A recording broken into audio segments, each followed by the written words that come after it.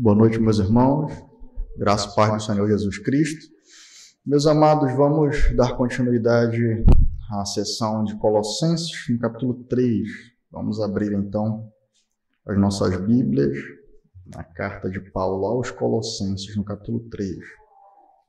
À medida que os irmãos encontrarem, vamos nos pôr de pé, em reverência à palavra do Senhor, aqueles que puderem. Aqueles que tiverem possibilidade.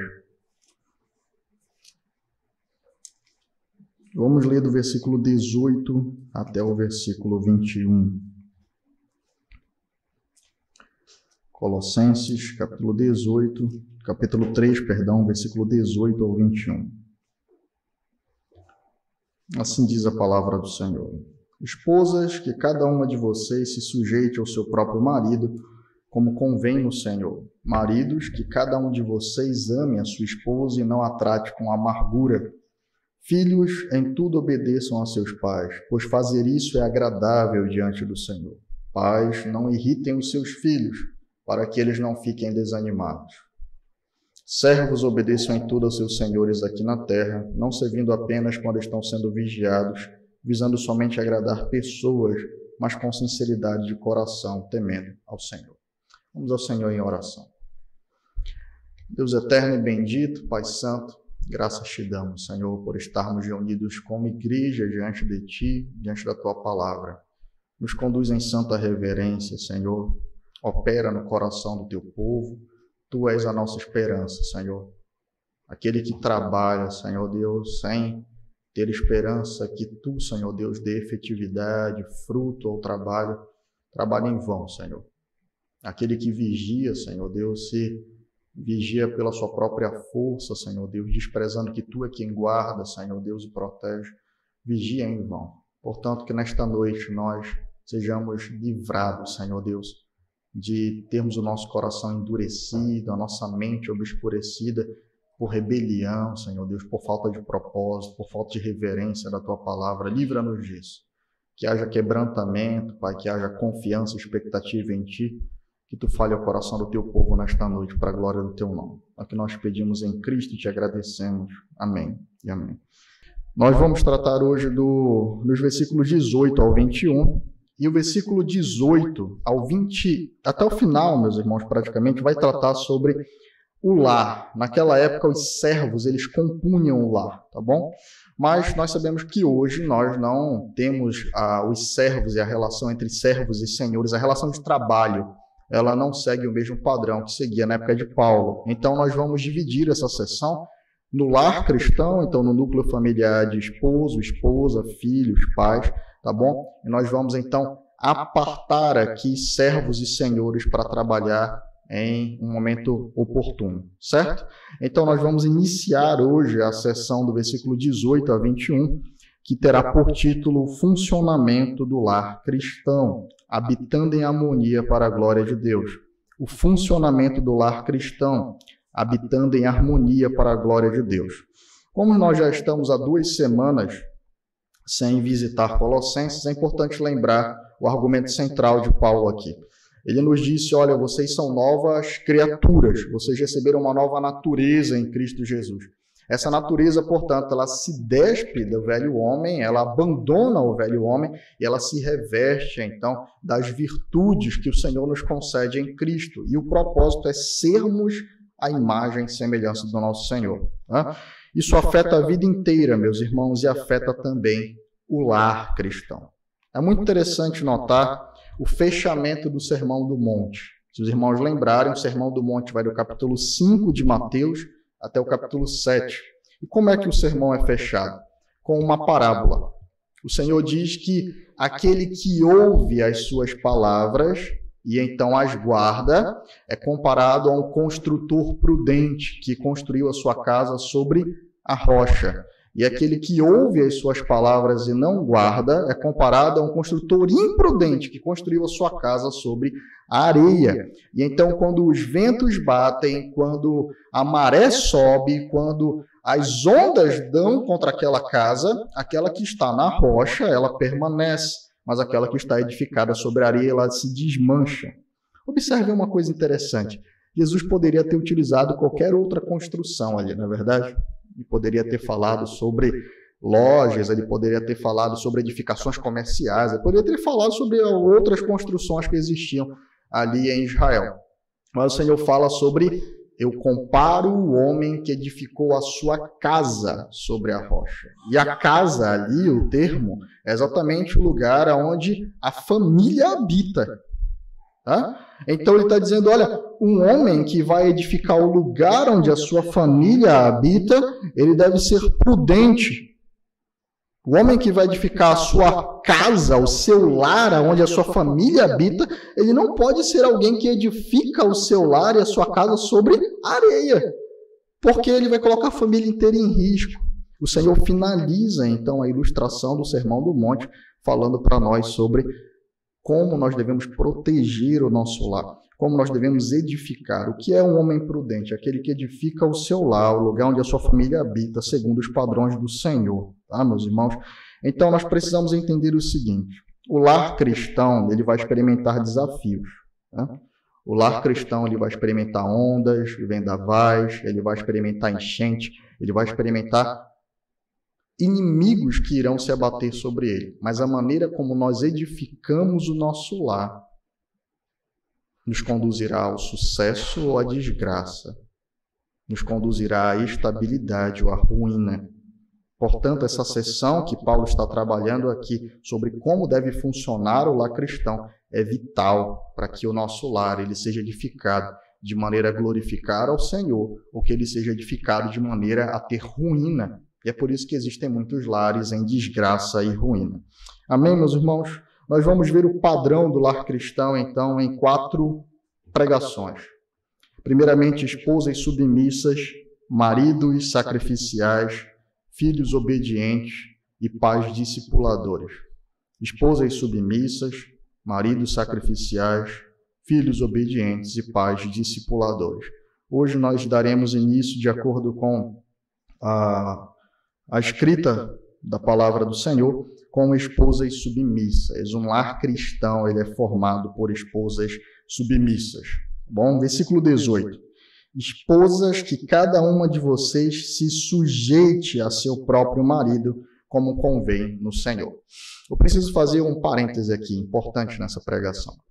Geralmente, quando nós falamos sobre lar cristão, e nós vamos tratar sobre a função de cada um, as pessoas dizem, as mulheres têm muita dificuldade com submissão. Minhas irmãs, vocês não estão sozinhas nisso. Na verdade, todos nós temos dificuldade com todas as ordenanças que estão aqui. As mulheres vão ter dificuldade com submissão, os homens vão ter dificuldade com liderança do lar, os filhos vão ter dificuldade com obediência, porque o pecado, ele traz rebelião. Se o homem se rebela contra Deus, quanto mais contra outros homens. É por isso que nós experimentamos de rebelião e desobediência, tanto em nível do lar, contra os pais, como em nível de igreja, contra os presbíteros, como em nível governamental, contra os governantes. A rebelião marca o coração humano. E nós vamos ver que os pais eles vão ter dificuldade em criar os seus filhos de acordo com o padrão do Senhor. Eles vão querer criar os seus filhos sem trabalho e vão criar os seus filhos do seu próprio jeito. O autor de Hebreus diz isso, que os nossos pais mundanos nos disciplinavam como bem eles entendiam, mas o Senhor não, ele nos disciplina sempre para o bem. Portanto, sim, irmãs, vocês vão ter dificuldade com submissão, e nós vamos ver o porquê disso, tá? A primeira coisa que nós vamos aprender hoje, o primeiro ponto dessa pregação, é que a submissão é um mandamento divino, tá? A submissão, ela é um mandamento divino, ou seja, foi o próprio Deus que estabeleceu o marido como líder do seu lar. Portanto, o dever de submissão diz respeito, primeiramente, obediência a uma lei divina. Vou repetir, submissão é um mandamento divino. Observem que Paulo aqui está dando um imperativo, ele não está dando uma opção. Esposas, que cada uma de vocês se sujeite a seu próprio marido, como convém no Senhor.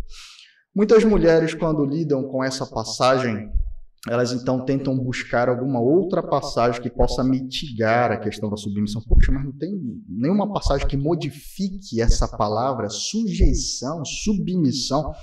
Na verdade, não. Vocês não irão encontrar nenhuma outra passagem que venha mitigar o mandamento de que a mulher deve habitar com seu esposo em submissão e sujeição.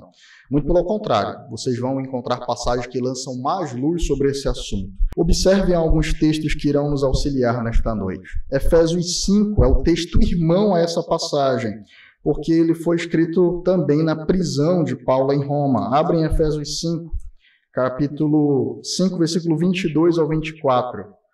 Observem o que Paulo diz sobre esse mesmo assunto da sujeição. Efésios 5, 22 ao 24.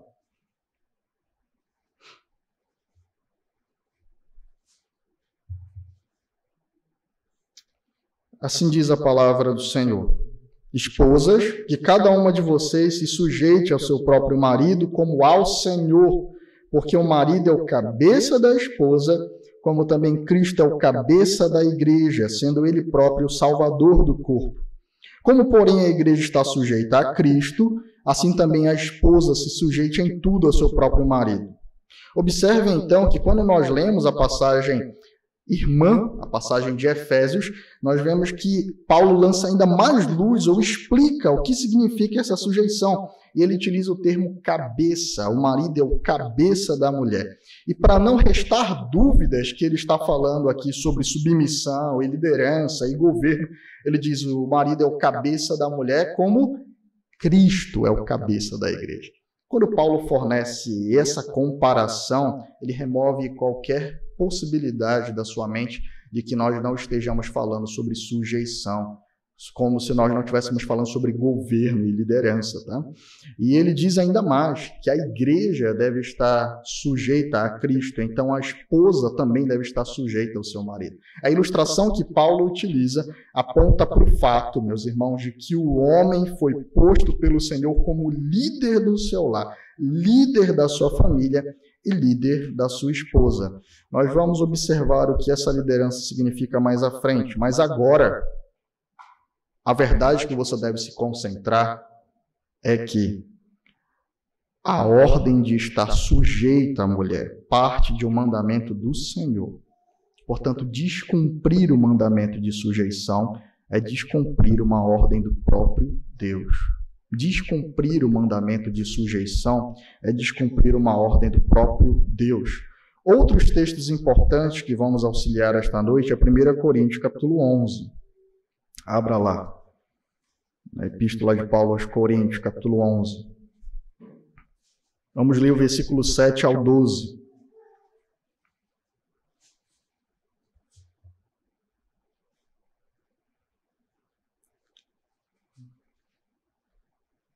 Primeira Coríntios 11, do 7 ao 12.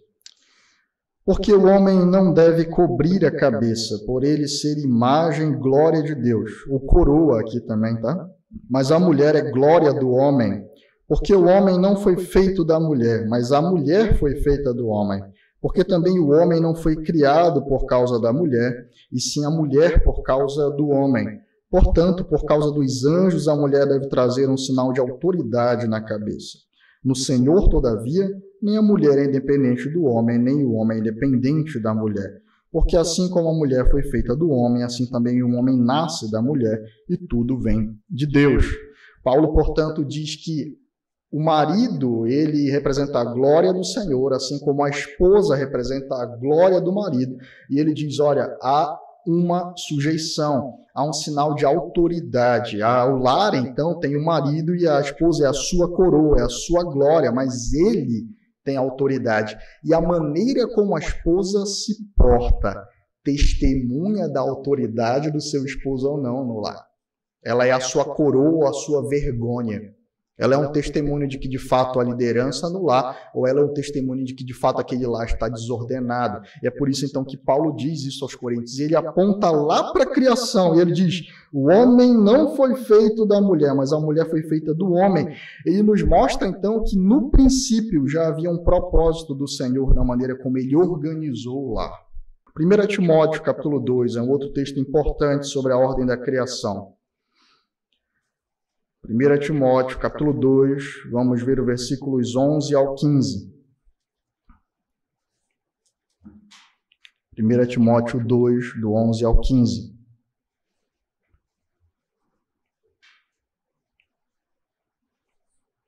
Paulo, então, nós vimos na pregação do domingo passado, está dando um padrão para a igreja, um padrão pelo qual a igreja ela deve ser conduzida.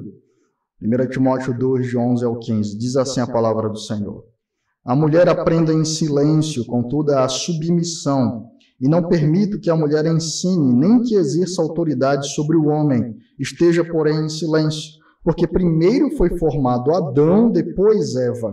E Adão não foi iludido, mas a mulher, sendo enganada, caiu em transgressão. Mas ela será salva tendo filhos, se permanecer em fé, amor e santificação, com bom senso.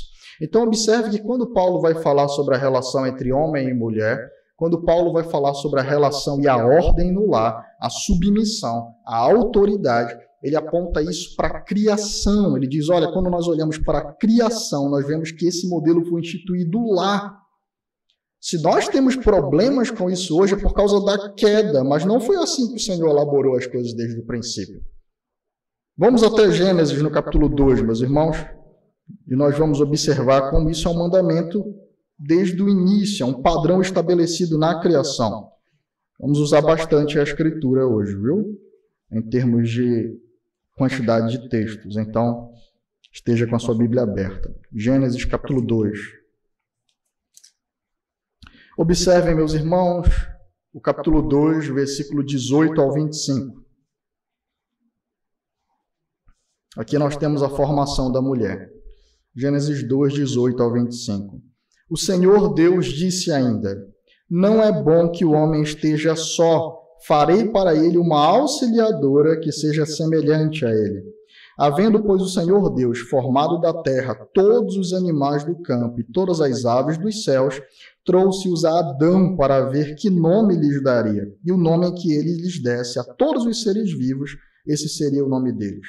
O homem deu nome a todos os animais domésticos, às aves dos céus e a todos os animais selvagens, mas para o homem não se achava uma auxiliadora que fosse semelhante a ele. Então o Senhor Deus fez cair um pesado sono sobre o homem, e este adormeceu, tirou-lhe uma das costelas e fechou o lugar com carne. E da costela que havia tirado do homem, o Senhor Deus formou uma mulher e a levou até ele. E o homem disse, esta, afinal, é osso dos meus ossos e carne da minha carne, será chamada varoa, porque do varão foi tirada. Por isso o homem deixa pai e mãe, se une à sua mulher, tornando-se os dois uma só carne. Ora, um e outro, o homem e sua mulher, estavam nus e não se envergonhavam. Observe então o relato da criação. O Senhor forma primeiro Adão, e isso é inquestionável aqui, testemunhando o que Paulo disse. Paulo não trata de Gênesis como fictício, mas sendo real, e nós cremos dessa maneira também. E o que acontece, meus irmãos? O Senhor traz então todos os animais para que Adão nomeasse. Adão nomeia todos os animais, e então ele percebe uma coisa, ele estava só. Ele estava só em que sentido? Ele não tinha para ele uma auxiliadora, ele não tinha ninguém semelhante a ele entre os animais. E o Senhor então faz Adão perceber isso. A percepção de Adão aqui, ao olhar para os animais e perceber que estava só, no sentido de que não havia nenhum outro semelhante a ele, nos mostra, meus irmãos, que o homem ele é o único criado à imagem e semelhança de Deus. Ele percebe que não há ninguém com a mesma dignidade, não há ninguém semelhante a ele em mesma dignidade, valor e propósito. E então Deus diz que ele não tinha uma auxiliadora que lhe fosse idônea. E Deus então cria a mulher e cria para ele então uma auxiliadora idônea ou uma ajudadora adequada. E existe aqui uma pergunta que poucas pessoas fazem a esse texto. A mulher é auxiliadora de quê? Qual é a função da mulher enquanto auxiliadora? Ela auxilia ou ajuda o homem em quê? Ela segura a prateleira enquanto ele fura? Isso é uma demonstração de ajuda. Mas essa pergunta é importante aqui. E o que nós esquecemos é que o Senhor deu mandamentos para o homem em Gênesis. O Senhor deu para os homens o mandamento em Gênesis 1, 27, por exemplo. Observem. Assim Deus criou o ser humano, à sua imagem, a imagem de Deus o criou, Homem e mulher os criou. Deus os abençoou e lhes disse: sejam fecundos, multipliquem-se, encham a terra e sujeitem-na. Tenham domínio sobre os peixes do mar, sobre as aves dos céus, sobre todo animal que rasteja pela terra. Aqui nós vemos duas ordens dadas ao homem. Primeiramente, se multipliquem e encham a terra, povoem a terra. Qual é a segunda ordem que o Senhor dá? Sujeitem a terra. Trabalhem na terra de maneira que toda ela esteja sujeita diante do Senhor. E quando nós olhamos mais à frente, nós vemos que essa procriação, essa multiplicação, meus irmãos, esse enchimento da terra se dá no contexto do casamento. Por isso deixará o homem pai e mãe, se unirá à sua esposa, e serão os dois uma só carne. Uma outra coisa que fica estabelecido no capítulo 2, versículo 1 é: assim, pois, foram acabados os céus e a terra, e tudo o que neles há. E havendo Deus terminado no 7º dia a sua obra que tinha feito, descansou nesse dia de toda a obra que tinha feito. E Deus abençoou o 7º dia e o santificou, porque nele descansou de toda a obra que como Criador tinha feito. O Senhor ordena para o homem: encha a terra, sujeite a terra, portanto, cultive nela, crie, desenvolva, domine a terra. E então você trabalhará em 6 dias e um dia você renderá glória ao nome do Senhor e cultuará Ele. Deus santificou o 7º dia. Nós temos um mandato de procriação, nós temos um mandato cultural, nós temos um mandato de louvor e adoração ao Senhor. O homem deveria multiplicar e encher a terra, o homem deveria sujeitar a terra para a glória de Deus, o homem deveria louvar ao Senhor e encher toda a terra de glória e de louvor para Deus. É nisso que a esposa, então, é uma auxiliadora idônea. Essas ordens, esses mandatos, eles não poderiam ser cumpridos sem a mulher. Portanto, o Senhor, ele dá a ordem para o Adão, ele diz: olha, multiplique-se. Como é que Adão ia se multiplicar sem mulher, irmãos? Como é que Adão ele iria sujeitar a terra sem a sua esposa? Como é que Adão ele então iria conduzir uma geração em adoração ao nome do Senhor? Isso não seria possível. Portanto, quando o texto diz que o Senhor fez a Adão uma auxiliadora que lhe fosse idônea, ele está dizendo: Adão, eu provi para você uma auxiliadora de igual dignidade que irá se unir a você para que você então cumpra as ordens e o propósito para o qual você foi criado.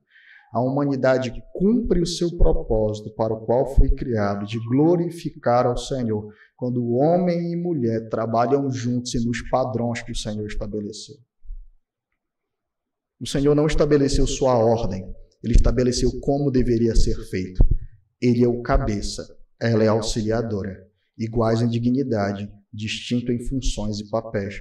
Para que o objetivo seja alcançado, para que a ordem seja cumprida, o homem é a cabeça e a mulher a sua auxiliadora idônea. Sem submissão, essas ordens não serão cumpridas. Sem submissão, uma desobediência expressa ao mandato do Senhor. Sem submissão, meus irmãos, os objetivos do Senhor para nós, enquanto humanidade, eles não podem ser cumpridos. A mulher, portanto, ela é uma auxiliadora idônea do homem, para que então o propósito da glória do Senhor sobre a terra seja cumprido.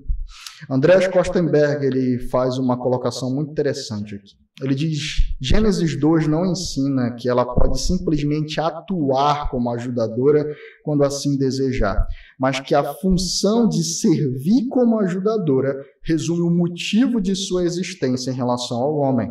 Ser ajudadora do homem é o propósito para o qual a mulher foi criada no que diz respeito à sua condição de esposa. Obviamente, como ser humano que compartilha a imagem de Deus, a mulher foi criada para glorificar e servir a Deus. Mas no que diz respeito ao casamento, deve fazê-lo dentro dos parâmetros estabelecidos por Deus para o relacionamento entre marido e mulher. Amém? Nós temos uma aplicação aqui. Deus estabeleceu a liderança masculina no lar. Isso já ficou mais do que provado no texto bíblico. Portanto, a mulher, existe uma forma de saber se você está sendo sujeita ao seu marido ou não. Existe uma forma de você saber se você está sendo sujeita e obedecendo ao Senhor no seu lar ou não. Sabe qual é? Existe quantos líderes na sua casa? Essa é uma pergunta que você precisa fazer. quando as pessoas se aproximam do seu lar, quando as pessoas se aproximam do seu relacionamento com o seu esposo, quantos líderes tem na sua casa? Deus estabeleceu uma liderança, Deus estabeleceu um cabeça, Deus estabeleceu um homem para poder conduzir e a esposa como auxiliadora. Portanto, você quer saber, mulher, se você está sendo de fato submissa ao seu esposo, a primeira pergunta que você deve fazer é: no nosso lar existem quantos líderes? Quantas cabeças? Um corpo com duas cabeças é uma aberração. Um lar com duas cabeças também é uma aberração que quebra o padrão do Senhor.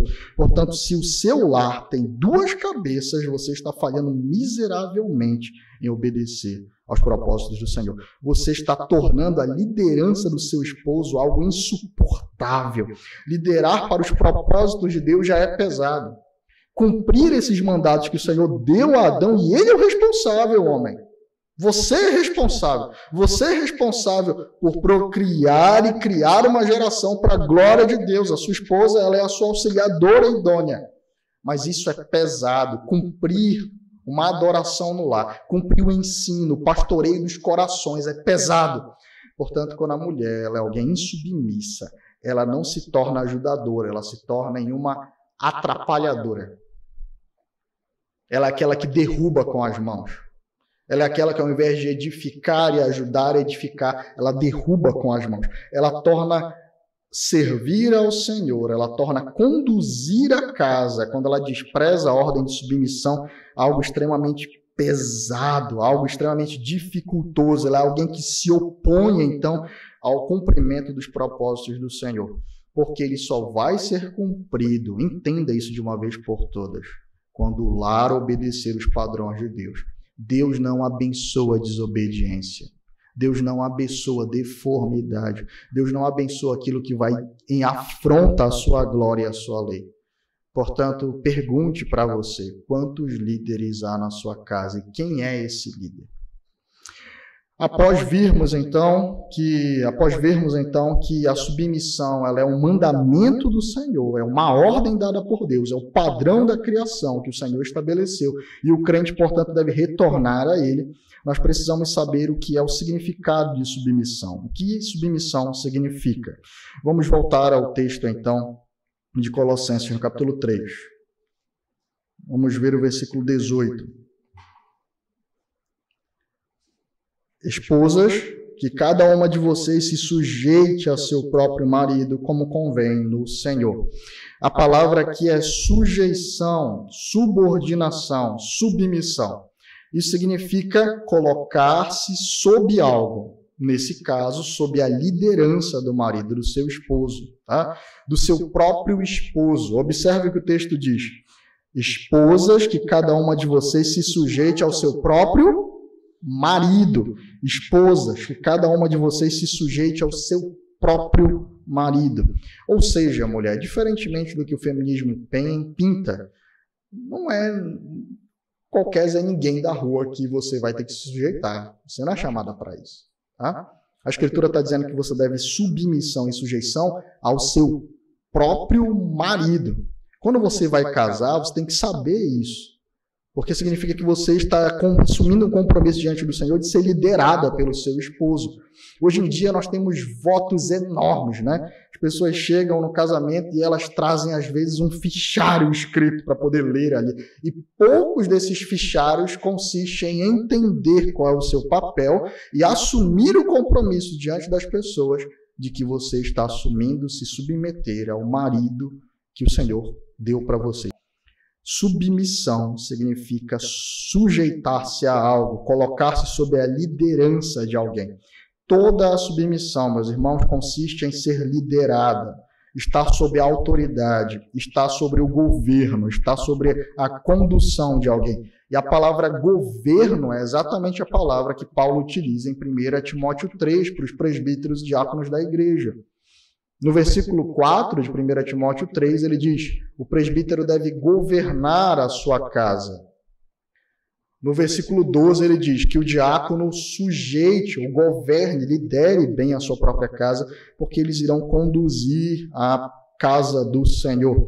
Observem, meus irmãos, que, portanto, o termo submissão consiste sujeição, consiste subordinação, consiste sim em que há um governo, uma autoridade constituída e uma liderança sobre a qual a mulher está debaixo. Tá? Esse é o termo. E em que a mulher deve se sujeitar? É uma outra pergunta importante. Tá? Nós já vimos que a mulher deve se sujeitar, que a palavra sujeição e obediência são palavras distintas, mas elas caminham juntas. Tá? E em que a mulher deve se sujeitar? Efésios 5, 24. Em tudo. Tá? Abra em Efésios 5, 24.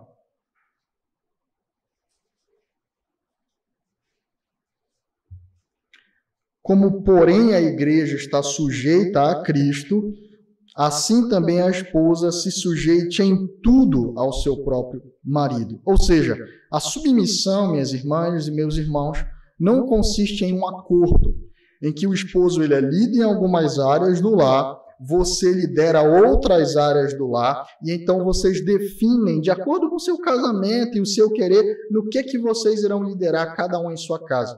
A Escritura é clara. A sujeição tem a extensão total. O lar inteiro, a família como um todo será governada por um líder, por uma autoridade. Em tudo. Se trata de um estilo de vida. O sentido aqui é um padrão, é um estilo de vida do lar. Há um cabeça que deve conduzir o lar para a glória de Deus. Portanto, a mulher ela está sob a condução do seu marido em todas as coisas, até que a morte os separe. É óbvio, meus irmãos, que o termo que Paulo utiliza aqui é no Senhor. Se sujeite em seu próprio marido como convém no Senhor. Mulher, se sujeite em tudo ao seu marido como convém no Senhor. Implica que se o marido der à sua esposa uma ordem pecaminosa, se o marido der à sua esposa uma ordem que extrapole os limites da sua autoridade sobre a dignidade da sua esposa, ele perde a sua força de autoridade. Porque a esposa deve se sujeitar ao seu marido em tudo como convém no Senhor. Ainda que deva ser mantida a honra, a desobediência nesse caso, ela é permitida, porque a obediência a Deus importa primeiramente obedecer ao Senhor. Não significa de forma alguma ter um tirano sobre você, não significa que você é propriedade do seu marido ou que você está sujeito a qualquer custo. Nós estamos falando sobre crentes, sobre um marido que recebeu o mandamento de governar com amor para a glória de Deus. Mas as ordens para o cumprimento desse propósito no lar parte do Senhor e parte da liderança do esposo. Então, minhas irmãs, nós precisamos entender que o seu esposo não pode obrigar você a se sujeitar. Isso é algo que as mulheres precisam entender. Se você é alguém submissa, só existe uma coisa que seu esposo pode fazer: orar ao Senhor, ensinar você e chorar. A submissão ela é uma ordem divina. Ela não tem como ser imposta pelo esposo. É por isso que o Senhor diz que a mulher rixosa ela é um amargor, ela é motivo de lágrimas para o seu esposo, ela é motivo de vergonha. Porque, minhas irmãs, ou você se une ao seu esposo no padrão de Deus, para poder glorificar o nome dele, ou então a sua insubmissão vai trazer consequências terríveis para o seu lar. Vão trazer consequências de conflito, de briga, de desgaste. Ou o seu lar experimenta as bênçãos da submissão ou a desgraça da insubmissão. A insubmissão consiste em quê, pastor? Como eu posso saber se eu estou sendo insubmisso ou não? É todo ato ilegítimo de oposição ao governo do seu esposo no lar. Insubmissão é todo ato ilegítimo de oposição ao governo do seu esposo do lar. Essa insubmissão ela pode ser explícita e violenta ou sorrateira e manipuladora. Entenda isso. Você pode ser alguém que fala de maneira pacífica. Você pode ser alguém que, quando o seu esposo tenta governar, você tem uma voz mansa, um jeito lânguido, melancólico, mas ainda assim extremamente rebelde, pirracenta, não se sujeita, atrapalha a condução do lar, é um imbróglio. Portanto, as pessoas confundem às vezes personalidade com submissão. Existem mulheres que podem falar mais e ter um coração muito mais quebrantado. Existe uma oposição que é explícita, que é extremamente violenta, existe uma insubmissão que é cheia de confusão, mas existe uma insubmissão que ela é manipuladora, ela é sorrateira, ela não se sujeita, ela modifica o ambiente do lar para que o seu desejo seja feito. Quando isso acontece, há descumprimento da lei do Senhor. Não interessa como você criou o método de descumprir a ordem divina. O importa é que ela está sendo desobedecida. Se você não se sujeita à liderança do seu esposo, se você não se sujeita ao governo do seu esposo no lar, você não está cooperando com ele para que o Senhor seja glorificado, mas está sendo alguém que descumpre o mandamento do Senhor e traz desgraça à sua casa. Portanto, submissão significa exatamente o que você pensa. Não pense que quando nós falamos sobre o conceito de submissão, a gente pensa que você não sabe o que é submissão. Não, nós sabemos que você sabe o que é. Difícil é exatamente aceitar o significado de submissão. Saber sobre governo, liderança, autoridade, sujeição, são termos que geralmente, por causa do pecado, não querem descer para o coração. O nosso terceiro ponto é o propósito da submissão. O propósito da submissão. Nós vemos um pouco disso já em Gênesis. O Senhor deu ordens para o homem. O Senhor ordenou qual é o propósito da humanidade. Glorificar o nome dele, enchendo a terra de uma geração que louva o seu santo nome. E, portanto, o primeiro propósito da submissão é a glória do Senhor. Observem que Paulo diz às mulheres em Colossenses 3,18. Esposas, que cada uma de vocês se sujeite ao seu próprio marido, como convém no Senhor. Quando a esposa, então, ela cumpre a ordem do Senhor, quando a esposa se une ao seu esposo para esse propósito de que Deus ele seja glorificado, para que os mandatos que o Senhor nos deu, enquanto criaturas dele, sejam cumpridas, Deus é glorificado. Esse é o primeiro motivo que você tem, irmã, para poder se sujeitar. Porque Deus mandou, mas não só por isso, porque por meio da sua sujeição, Deus é glorificado. O nome dele é exaltado. O mundo é afrontado, porque o padrão deles é caído. O padrão deles é exatamente o que a serpente subverteu no Éden. Ela não se dirige a Adão, ela se dirige a Eva, ela subverte a ordem da liderança, ela subverte a ordem de como o lar deve funcionar. E o mundo são filhos da serpente, eles vivem segundo o padrão no lar da serpente. Lar onde mulheres são briguentas, enganadoras, onde homens são passivos ou tiranos, onde filhos são desobedientes, onde pais criam seus filhos de acordo com a sua vontade, mas não para a glória de Deus. O mundo segue esse padrão, nós não. Nós não. Nós estamos falando só sobre as mulheres, estamos apenas iniciando. Mas entenda, irmã, se você deseja o padrão do Senhor para o seu lar, se você deseja que Deus seja glorificado na sua feminilidade, você deve se submeter ao padrão feminino de que o Senhor estabeleceu para você. E a glória dele é o seu primeiro propósito. Lembre-se, submeter-se à autoridade do seu esposo consiste em glorificar, honrar, louvar ao Senhor por meio da sua vida. Um segundo propósito, meus irmãos, maravilhoso, é que você reflete ou manifesta o Evangelho de Cristo por meio da sua sujeição. Observe o que Paulo diz em Efésios 5, que o marido ame a sua esposa como Cristo ame a igreja, mas que a esposa esteja sujeita ao seu marido como a igreja está sujeita a Cristo. Nós vemos que o propósito do Senhor no casamento é apresentar, é refletir, meus irmãos, o relacionamento de Cristo com a sua noiva, de Cristo com a sua esposa. Quando há sujeição no lar, você representa a igreja na sua casa. Você ensina para os seus filhos que você está sujeita primeiramente a Deus e por isso então você se sujeita ao seu esposo. Quando nós estamos falando, meus irmãos, sobre manifestar a glória do Senhor, o relacionamento, o casamento, uma mulher submissa, ela representa a igreja de Cristo, a noiva de Cristo na sua casa. Ela prega o evangelho para os seus filhos, ela prega o evangelho para os seus vizinhos.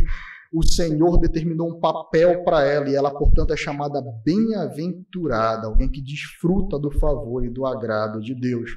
Dessa maneira, ela serve ao Senhor por meio da sua submissão. Ela glorifica ao Senhor no lar. O cântico de Adão lá no Éden é repetido. Senhor, ela é osso dos meus ossos, carne da minha carne. Ela é uma bênção, ela é uma dádiva, ela é uma auxiliadora sem a qual o cumprimento dos teus propósitos, Senhor Deus, não seria possível. Portanto, irmãs, batalhem por isso. Batalhem para edificar os seus lares. Batalhem para estimular a liderança do seu esposo. Seja alguém mansa, alguém que estimula, alguém que demonstra cuidado para com aquele que carrega o peso de liderar você.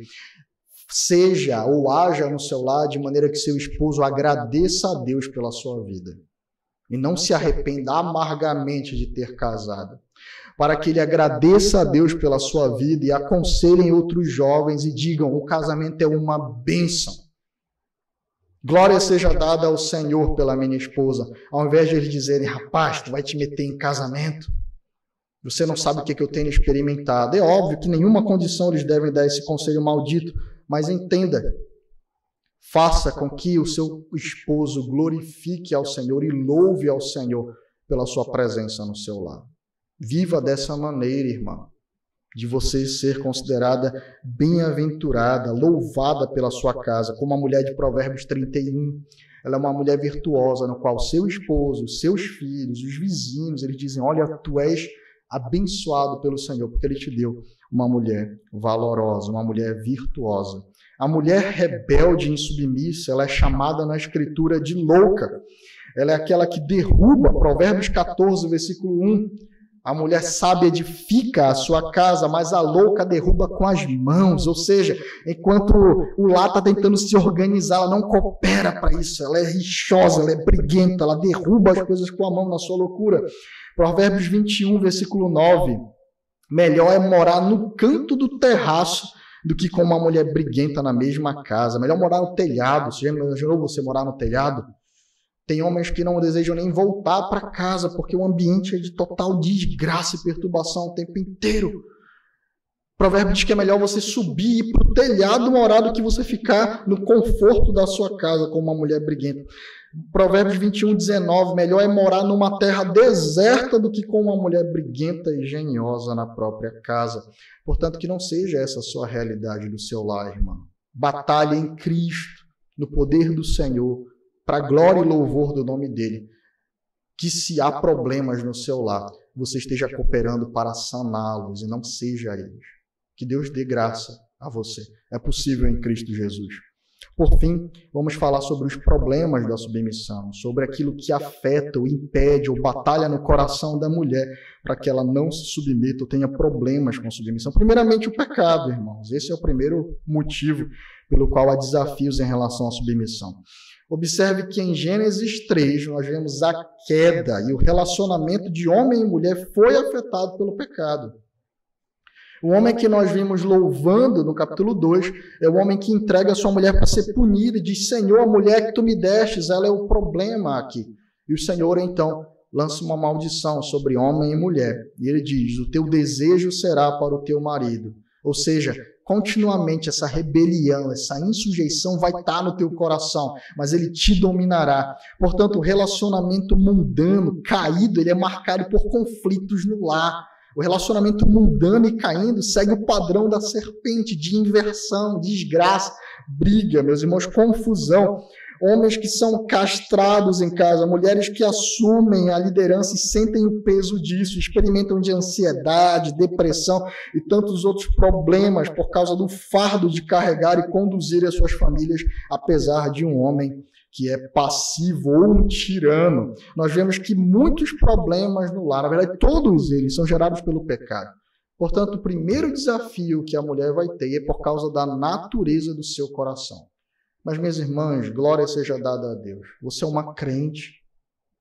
Você foi redimida em Cristo. Lembre-se do argumento de Paulo em Colossenses. Você recebeu uma nova natureza no Senhor. Você recebeu uma nova natureza em Cristo. Você recebeu a natureza de uma filha de Sara, que pode sim obedecer ao Senhor. Você recebeu um coração que se sujeita a Deus. Portanto, a submissão é possível para você. Talvez você tenha sido ensinada pela sua mãe com frases como Conquiste a sua autonomia, conquiste a sua liberdade para que você não dependa de homem. Talvez você tenha sido criado pela sua mãe com uma visão feminista acerca do casamento, com visões malditas. Talvez você tenha recebido essa criação no seu lar. Em Cristo é possível que a sua mente, a sua vida, a sua prática como mulher seja redimida, irmãs. Cristo morreu para gerar em nosso lar um padrão agradável a Deus, que reflete o relacionamento dele com a sua igreja. Não se esqueça disso. Portanto, ore, clame ao Senhor. Observe aonde esse pecado mais afeta a sua vida, como ele é mais despertado, o que mais estimula ele. Coloque aos pés de Cristo. Ele esmagou a cabeça da serpente, para que as obras do pecado do diabo fossem desfeitas. Portanto, irmã, confie em Cristo, é pela força dele, não é pela sua. Você deve se sujeitar ao seu esposo como convém no Senhor. Lembre-se disso. O pecado ele irá sim operar no seu coração e vai trazer dificuldade para você exercer a sua feminilidade cristã, mas você está redimida em Cristo. Você é uma nova mulher, uma nova criatura no Senhor. A outra dificuldade que você irá encontrar está na Epístola de Pedro. Primeira Epístola de Pedro, capítulo 3. Abra lá. Primeira Epístola do Apóstolo Pedro, capítulo 3. Vamos ler do versículo 1 até o versículo 6. Atentem, minhas irmãs e meus irmãos. 1 Pedro 3, 1. Todos acharam? Igualmente vocês, esposas, estejam sujeitas cada uma a seu próprio marido, para que, se ele ainda não obedece à palavra, seja ganho sem palavra alguma por meio da conduta de sua esposa. Ao observar o comportamento honesto e cheio de temor que vocês têm, que a beleza de vocês não seja exterior, como tranças nos cabelos, joias de ouro e vestidos finos, mas que ela esteja no ser interior, uma beleza permanente, de um espírito manso e tranquilo, que é de grande valor diante de Deus. Pois foi assim também que no passado costumavam se enfeitar as santas mulheres que esperavam em Deus, estando cada qual sujeita ao seu próprio marido. Foi o que fez Sara, que obedeceu a Abraão, chamando-o de Senhor, da qual vocês se tornaram filhas, praticando o bem e não temendo perturbação alguma. É muito interessante que Pedro aqui ele está dizendo para a mulher como se portar no dia a dia no seu lar. Ele fala sobre modéstia, ele fala sobre mansidão, ele fala sobre submissão, fala sobre honestidade, fala sobre beleza interior, virtude e piedade. Mas no final ele diz, olha, irmãs, outras mulheres já experimentaram isso, elas são testemunhas de que é possível. Vocês estão unidas a elas, as santas mulheres do passado, que cumpriram o seu propósito em meio a quedas, a pecados e a erros, sim, mas elas são reconhecidas como mulheres santas do Senhor. Portanto, se submetam, ou esperem em Deus como elas esperaram. E vocês são a parte mais frágil, mas vocês são co-herdeiras da mesma graça divina, o que ele vai dizer no versículo 7 para os homens. Mas observem, meus irmãos, que no final ele diz, pratiquem o bem, não temendo perturbação alguma. A palavra perturbação aqui significa alguém que treme de medo. A palavra perturbação alguma aqui, ela poderia ser traduzida como não temendo nenhum terror ou apavoro. Nós não sabemos o que Pedro está dizendo, minhas irmãs, em termos objetivos ou específicos. Essa era a palavra que eu queria. Mas ele está dizendo que no exercício da feminilidade cristã, o medo vai ser um desafio para você, mulher. E entenda, uma coisa que o pastor Ben Carson, ele fez uma consideração muito importante sobre esse assunto no módulo que nós tivemos agora em Recife. E ele diz que diversos medos podem afetar uma mulher no exercício de ser uma mulher piedosa e submissa. Alguns que ele lista. Medo de calúnias e zombarias dos ímpios em virtude do seu padrão, que é contrário ao mundo. Parentes que irão zombar de você, dizendo que você está desperdiçando a sua vida. Estão dizendo que você está seguindo um padrão que não é o padrão que as mulheres estão seguindo. Essas zombarias dos ímpios, então, é um medo que você pode ter que enfrentar. Solidão, às vezes, em trabalhar em casa, isolada da parte do mundo exterior, dos programas que você vê outras mulheres que aparentemente vivem em entretenimento sem família e experimentam. Você pode sofrer medos com dificuldades financeiras na sua casa, com a provisão do seu esposo. Você pode ter tentações de que está perdendo, desperdiçando a sua vida ao se dedicar à sua família. Você pode sofrer ataques constantes do diabo para que você duvide. E quando esse medo toma o coração da mulher, ela é tentada a fazer o quê? Tomar as rédeas na sua própria mão. Ela é tentada a desobedecer para poder se proteger.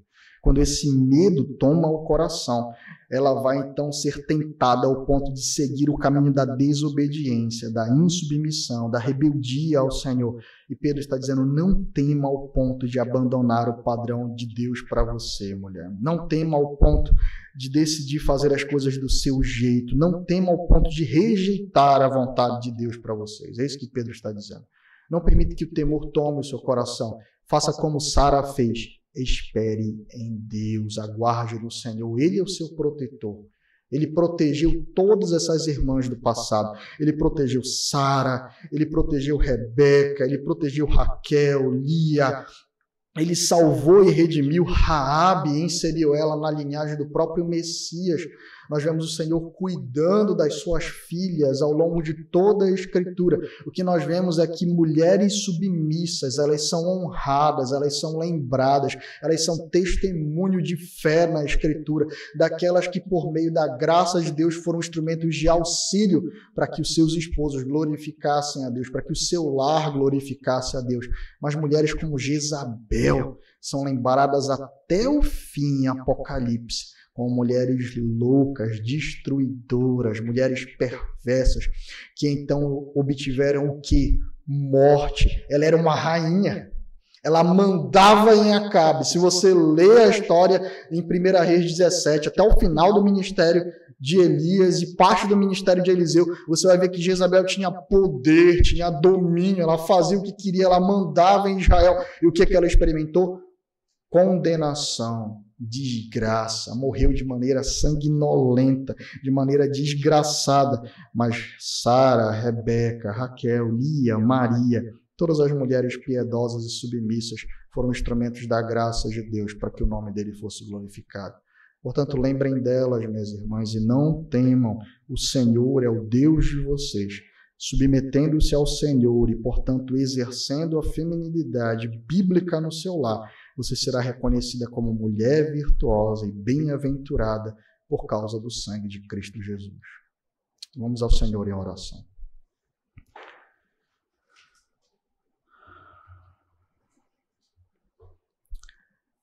Senhor Deus, Pai amado e bendito, graças nós te damos, Senhor Deus. Nós suplicamos a Ti nesta noite que ensine os nossos corações, Senhor. Que ensine aos homens, Senhor Deus, a como estimular as suas esposas por meio da Escritura, Senhor, por meio do ensino, mostrando a elas como é necessário que elas vivam como mulheres piedosas, Senhor Deus, no lar. Que Tu ensine as irmãs esta noite, Senhor Deus, nessa primeira porção, Senhor Deus, sobre o funcionamento do lar, como é bela a submissão, como é agradável a Ti, como ela é o meio pelo qual os Teus propósitos eles são manifestos, obedecidos, Senhor Deus, são executados pelas famílias, Senhor Deus, como é vital, Senhor Deus, porque elas são auxiliadoras idôneas, sem as quais, Senhor Deus, os propósitos que Tu ordenaste para nós, Senhor Deus, os mandatos que Tu nos deste, Senhor Deus, não seriam cumpridos. Por isso, Senhor Deus, Tu une homem e mulher, Senhor, para que Teu nome seja glorificado. Portanto, Senhor Deus, é necessária a compreensão, Senhor Deus, de que a submissão é um mandato Teu, uma ordem Tua, de que ela tem um significado, Senhor Deus, de ser conduzida de acordo com os padrões que Tu estabeleceste desde o princípio, que o propósito disso é a tua glória, é honrar, é louvar a ti, é apresentar o evangelho, Senhor, e que tu cuidarás, Senhor, de cada mulher obediente, piedosa e santa, Senhor, e as usará como grande instrumento, Senhor Deus, de manifestação da tua graça, da tua sabedoria, da tua glória e do teu poder. Essa é a promessa, Senhor Deus, que está sendo feita às nossas irmãs. Enquanto, Senhor Deus, vozes concorrentes prometem, Senhor Deus, a cobiça da carne, a cobiça dos olhos, a soberba da vida de um mundo que passará, tu garantes a elas, Senhor Deus, serem co-herdeiras uma herança eterna, Senhor. Estarem alicerçadas em Cristo, serem usadas como instrumento de manifestação do teu poder e da tua graça. Que isso seja verdade em cada irmã da nossa igreja, Senhor. Que cada uma delas busque ser reconhecida como uma mulher virtuosa, Senhor. Que ela seja louvada, ó Senhor Deus, como uma mulher prudente, sábia. Tu sabe o desafio de cada irmã, tu sabe o desafio no lar, Senhor Deus. Tu sabe, Pai, os temores, os pavores que têm se aproximado do coração delas. Liberta, Senhor Deus, nesta noite, nós suplicamos. Edifica, transforma, abençoa, Senhor Deus. Dá força, Senhor Deus, nesse combate e nesse exercício tão maravilhoso, Senhor Deus, de ser mulher de acordo com os padrões da tua palavra. É o que nós imploramos a ti em Cristo e desde já te agradecemos, Senhor. Amém e amém. Nesse